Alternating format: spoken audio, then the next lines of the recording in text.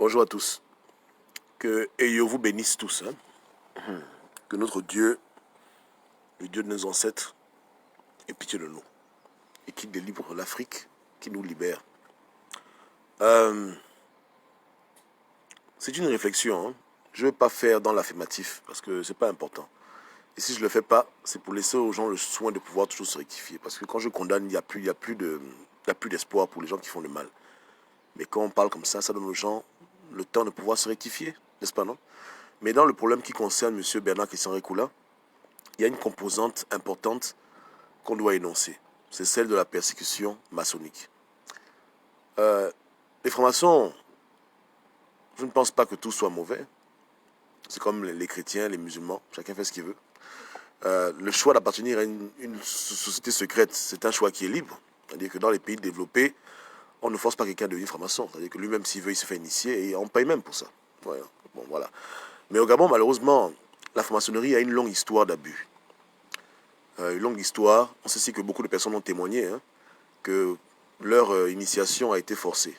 On les a mis dans la contrainte, on les a mis des bâtons dans les roues, qui ont fait qu'ils ne se sont pas initiés à la loge parce qu'ils le voulaient, et parce que simplement, je vais seul là, mon voice command, parce que simplement, on les avait forcés, saboter le travail, saboter la carrière, saboter les affaires, et à la fin de ce sabotage, certains se sont fait initier, certains ont refusé, etc. Donc, quand je vois un peu le cas de M. Bernard Christian Récoula, ça me rappelle un peu ces histoires que j'écoutais quand j'étais un peu plus jeune, et même récemment, où des gens se plaignent, pas seulement au Gabon, mais même en France, ouais. Ou par, je ne sais pas pourquoi ils font ça. Donc, il est fort possible que dans ce problème de Bernard Christian Récoula, il y ait également la loge gabonaise, et certains frères de la loge gabonaise qui s'amusent à l'emmerder pour un travail qu'il a fait, parce que c'est la seule manière pour eux de lui faire comprendre qu'il faut qu'il se fasse initier, qu'il devienne un frère de lumière, voilà. Donc c'est un peu leur technique, un peu comme les hommes qui draguent les femmes avec les menaces. Ouais, non? Et c'est déplorable. C'est un abus qui est connu. Ils vont toujours le nier. Je n'accuse pas la loge en tant qu'institution. J'accuse le comportement des frères. Parce qu'il y a des francs-maçons qui se respectent. Il y a des francs-maçons qui font leur spiritualité, voilà, ils aiment leur art. Et ils ne sont pas là pour emmerder les gens, bien pour vouloir recruter les gens. Ouais. Mais il y a des francs-maçons qui sont comme les témoins de Jéhovah. Ils font le prosélytisme. S'ils veulent te recruter dans leur loge, ils vont tout faire pour t'emmerder. Ils vont activer leur réseau. Ils vont faire au bangam. Et à la fin, ils vont tellement te fatiguer que tu seras obligé de dire oui. Et voilà. Bon, tout à l'heure, pour pas qu'on dise que Gobam fait le Congo-Ça, parce que moi, je n'aime pas le Congo-Ça, je vais vous sortir un article qui a été écrit par un diplomate américain qui habitait au Gabon.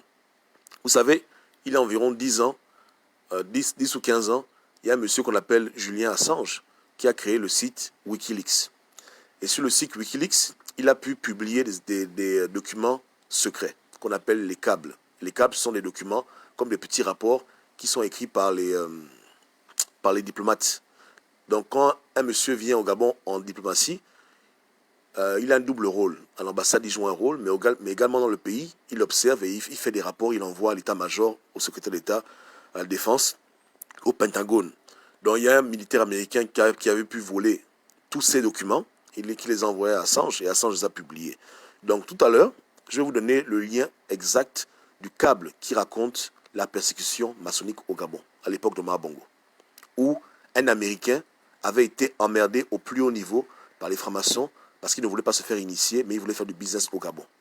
Donc, pour vous dire que je ne suis pas en train de parler de quelque chose qui est éphémère, ou bien, non, devant un juge, moi je sors ça et puis le débat est clos. Donc, c'est bien connu. Les Américains le savent.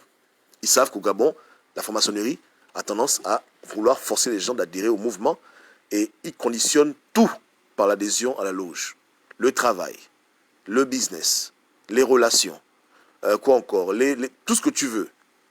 Ils mettent leurs doigts dessus et ça devient une condition sine qua non pour pouvoir exister. Tu te fais initier, tu as ton argent, tu refuses de te faire initier, tu n'as rien du tout. Et cet Américain s'était plaint à l'ambassade, et l'ambassade, ils ont fait un rapport. Ils ont fait un rapport où ils disent qu'au Gabon, la franc-maçonnerie domine beaucoup de domaines et que pour réussir au Gabon, il faut être franc-maçon. Si tu n'es pas franc-maçon, on te met des bâtons dans les roues. C'est pas moi qui ai dit, c'est lui qui a écrit. On lira le texte ensemble, je vais le traduire pour vous. Et je mettrai le lien direct. Donc moi, ça m'amuse quand je vois ça. Mais je dis que Ce qui se passe là, c'est inhumain, c'est méchant.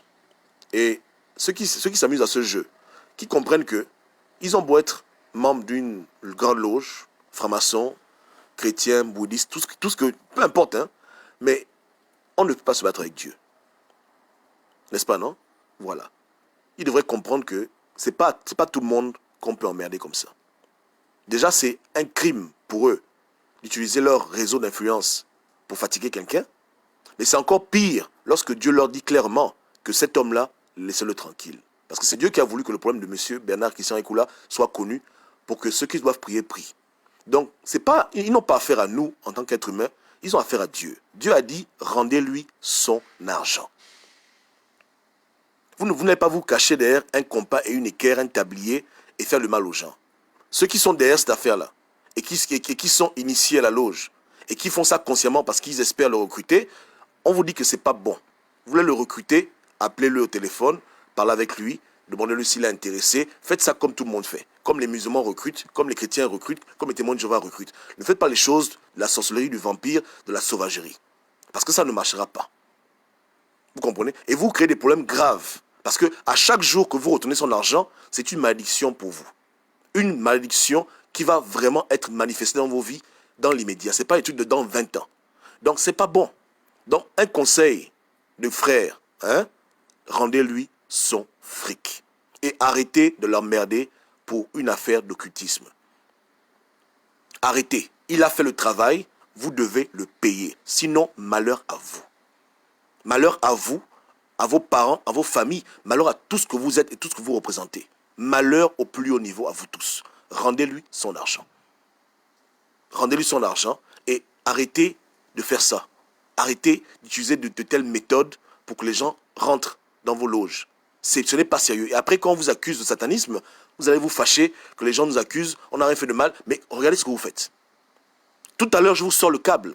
Tout à l'heure, je vous donne le lien. Et dans le câble, il y a le nom et le prénom de l'auteur, la date à laquelle il a écrit le rapport. C'est une honte pour le Gabon. Une véritable honte. Une honte. C'est déjà une honte qu'un monsieur aussi brillant ait fait un travail magnifique pour le Gabon. Il ne soit pas rémunéré, mais c'est encore une double honte quand on se rend compte que derrière ça, il y a la loge du Gabon qui agit derrière. Est-ce que c'est sérieux? Est-ce que c'est sérieux? Comment un homme, on lui doit de l'argent, une femme qui vient de nulle part porte plainte, et c'est maintenant lui qui se trouve à aller voir devant le juge. S'il y a quelqu'un qui veut aller devant le juge, c'est leur bigour. Mais quand le procureur, quand le juge d'instruction sont en train de faire la sorcellerie, c'est parce qu'ils sont en train de faire les choses du tablier. Là, maintenant, je rentre en prophétie maintenant. Ils font les choses de l'équerre. Est-ce que c'est sérieux? Est-ce que c'est sérieux? Donc, au nom de la loge, vous allez laisser qu'une femme blanche vienne abuser un noir dans son pays. Est-ce que c'est bien? C'est bien comme ça? Est-ce que c'est bien comme ça? Il faut arrêter. Il faut arrêter. Hein? Ces méthodes de recrutement ne sont pas des bonnes méthodes. Si le Gabon est un pays développé, un pays cohérent, un pays de paix, si quand il y avait des problèmes, on vous voyait vous mettre debout pour aider votre peuple, beaucoup de gens se feraient initier dans la franc-maçonnerie. Mais comme les Gabonais voient eux-mêmes que tout le monde est franc-maçon au Gabon, mais on ne va nulle part, les gens sont découragés. Donc c'est clair qu'il y a un refus d'adhérer à la loge, parce que la loge ne donne pas un bon exemple. Elle fait quoi au Gabon? Il y a eu le coronavirus, ils ont fait quel don aux gens? Ils ont construit quel hôpital? Ils ont fait quoi? Vos frères francs-maçons américains, eux, ils font des hôpitaux. Ils construisent des routes, ils créent des écoles. Chaque jour, ils donnent plus de 1 million de dollars aux gens démunis. Vous, au Gabon, vous faites pareil. Au Gabon, vous vous enrichissez, vous utilisez la loge pour devenir riche et on ne voit rien. Mais quand les membres diminuent, au lieu de recruter les gens en leur montrant qu'est-ce que la loge fait, les bonnes actions, non. Vous faites la ruse, vous persécutez les gens, jusqu'à même refuser de donner à quelqu'un son salaire. Est-ce que c'est sérieux? Est-ce que c'est sérieux? Donc, dans 1 heure, moi je balance le lien. Pour que toutes les langues qui vont vouloir se lever pour dire Kokobam, pour fermer la bouche de tout le monde. Vous allez vous-même lire les choses de la honte. Comment est-ce qu'on nous perçoit à l'étranger et comment est-ce que nos frères gabonais francs-maçons sont vus comme des petits diables, des petits persécuteurs qui sabotent l'intérêt du Gabon au nom de l'adhésion à la franc-maçonnerie. Comme si nous, il y a 500 ans, on était des francs-maçons. Si quelqu'un me persécute pour le Melan, je peux comprendre. Quelqu'un me persécute pour le Bieri, je peux comprendre. Quelqu'un me persécute pour le Ngil, je peux comprendre. Même pour le Mvet. Mais il va me persécuter pour la franc-maçonnerie que nous, on était francs-maçons il y a 1000 ans. Mais aujourd'hui, quand vous faites ça à vos frères africains, Vous êtes l'extension du néocolonialisme. Parce que vous n'avez pas inventé les loges. On vous a initié, vous tous. Ce n'est pas un Africain qui a créé la franc-maçonnerie. C'est les Blancs qui vous ont initié dans leur loge. Donc, pour une affaire de Blancs, hein, pour la cause des Blancs, dans la spiritualité, vous emmerdez les Africains qui travaillent. Vous emmerdez un Gabonais dans son propre pays et vous refusez de donner son argent. Vous le faites tourner en rond. Vous n'êtes pas des gens sérieux. Vous n'êtes pas des gens sérieux. Regardez le Gabon. Quel est votre bilan, hein? Vous avez accaparé tous les grands postes. Quand on dit ministre de telle information, directeur de telle information, le Gabon est comment? Le Gabon est comment? En 50 ans, quel est le bilan? Je vous demande, regardez le Gabon. Le Gabon là, c'est vous. Vous êtes des maçons, c'est-à-dire que vous devez construire, bâtir. Vous avez bâti quoi au Gabon? En 50 ans de règne, sans partage, je dis bien sans partage, vous avez construit quoi au Gabon? Moi, je pense que les bouddhistes auraient fait mieux que vous. Les ndjobétistes auraient fait mieux que vous. Tout le monde aurait fait mieux que vous. Mais vous, aujourd'hui, l'échec du Gabon, c'est quelque part votre échec. À 90%, le Gabon est comme il est à cause de vous. Parce que vous n'avez pas une bonne moralité. Vous n'êtes pas des gens sérieux. Vous comprenez, hein? Vous n'êtes pas des gens sérieux. Et aujourd'hui, moi, je pète la doc parce que je suis fatigué. Je vous ai laissé le temps de vous rectifier. Vous ne voulez pas vous rectifier. Vous continuez toujours à faire le mal. Est-ce qu'on est frères dans une fraternité pour faire le mal aux gens? Si on appartient à la même confrérie, c'est pour pouvoir aider le Gabon, pas pour le couler. Vous devriez défendre la cause du juste, la cause du pauvre, l'orphelin, mais vous ne voulez pas faire ça. Vous ne voulez pas faire ça. Vous préférez vous enrichir, utiliser vos privilèges, faire du mal aux gens, hein, saboter les autres. Est-ce que c'est sérieux? C'est pas bien. Vous comprenez? Donc, je vous laisse votre conscience. Mais tout à l'heure, dans 1 heure ou 2, je vais balancer la doc, le lien du site, les références. On va lire ensemble ce qui était écrit sur le travail des francs-maçons gabonais avec les entrepreneurs. Parce que le monsieur qu'ils ont emmerdé, c'était un entrepreneur. Il a dû quitter le Gabon. Il n'en pouvait plus. Il n'en pouvait plus. Et voilà comment au Gabon, on rate beaucoup d'opportunités parce qu'il y a quelqu'un qui sabote à cause de ses affinités maçonniques. Quelqu'un vient d'ailleurs, il amène 100 millions, il dit bon, je veux construire des écoles ici. On demande, tu es initié? Non, on ne peut pas travailler avec toi. Mais les Gabonais veulent les écoles, les Gabonais veulent les hôpitaux. Non, on s'en fout. Si tu n'as pas un tablier, une équerre, hein, tu n'es pas dans notre truc, on ne veut pas travailler avec toi. Donc, au nom de leur confrérie, ils ont tellement saboté le Gabon. Là, quand ils sabotent le frère, M. Brikoula, ils sabotent le Gabon. Ils privent les Gabonais de jouir du travail d'un Gabonais qui a un talent, qui a un don. Est-ce que c'est sérieux? C'est pas sérieux. Hein? C'est pas sérieux. Donc, moi, je vous dis hein, que avant que les Blancs ne créent la franc-maçonnerie, nous, les Africains, on était déjà là. Hein. Notre spiritualité est antérieure à ce que les Blancs font. C'est même antérieur aux pyramides, à l'Égypte. Vous comprenez? Donc, comment je vous dis que vous devez rendre son argent? Je vous dis vraiment, rendez-lui son argent. Vous comprenez? Rendez-lui son fric tranquillement. Il faut bien comprendre qu'il y a un temps pour s'amuser, il y a un temps pour être sérieux. Il a travaillé, rendez-lui son argent. Sur la terre entière, il n'y a pas un maçon qui va travailler, on ne va pas le payer. Quand un homme prend les briques, il fait son mur, il doit recevoir son salaire. N'est-ce pas? Il a dépensé l'argent pour le ciment, l'argent pour l'équerre, l'argent pour le compas. Il a fait le plan, il a fait les fondations, il a mis les murs, il a mis les fenêtres, il a mis le toit, la toiture, il a tout mis les portes. À la fin, on lui paye son fric. N'est-ce pas, non? Hein? Tout le monde s'accorde dessus. Tout le monde s'accorde dessus parce qu'on connaît les conséquences qu'il y a à faire autant de mal à l'individu. Et ce n'est plus le temps de s'amuser maintenant, c'est le temps de Dieu maintenant. N'est-ce pas, non? Donc, rendez-lui son fric. Arrêtez vos affaires de plainte où celui qui a raison va en prison et celle qui a tort se pavane dans les rues de Libreville. Arrêtez. Arrêtez de jouer ce rôle où vous aidez les racistes à nous abuser.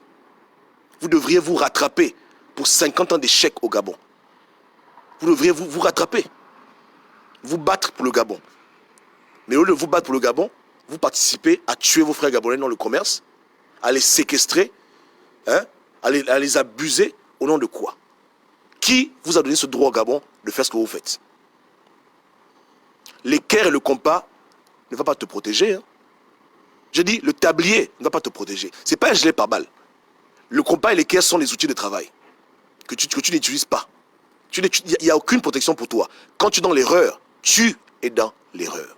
Et là, vous êtes dans l'erreur totale. Et moi, Gobam, j'ai dit, rendez-lui son argent.